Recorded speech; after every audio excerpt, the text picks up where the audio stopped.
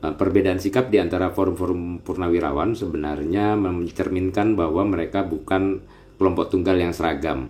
Setelah pensiun, para purnawirawan ini punya kebebasan sipil penuh, termasuk dalam hal bersikap politik. Makanya wajar kalau sebagian mendukung pemerintahan Prabowo Gibran, sementara sebagian yang lain bersikap kritis, bahkan mungkin menyuarakan keresahan gitu ya.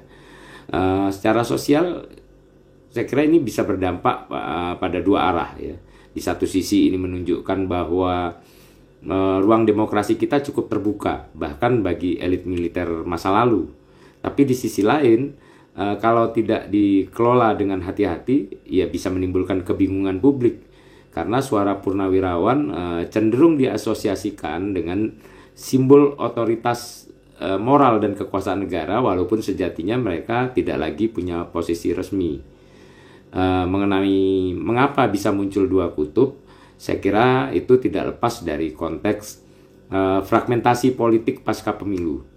Ada kekecewaan, ada ketidakpuasan, tapi ada juga semangat menjaga idealisme, bahkan antusiasme untuk mendukung pemerintahan yang baru.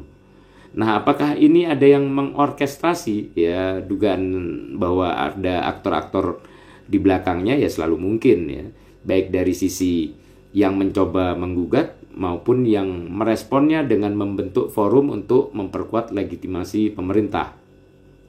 Dalam forum yang mendesak pemakzulan Gibran misalnya, kita tahu bahwa sebagian tokohnya sebenarnya sudah lama mendorong agenda kembali ke Undang-Undang Dasar 1945 naskah asli, terutama karena melihat ketidaksesuaian dengan pakem masa lalu menurut mereka.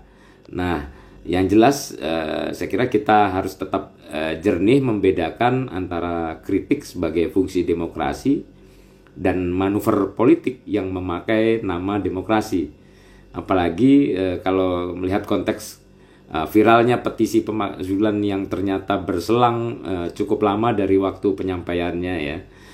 Faktanya kan publik baru heboh ya setelah ya seorang tokoh publik mengungkap dan mengomentarinya yang kemudian itu dikutip oleh berbagai media gitu.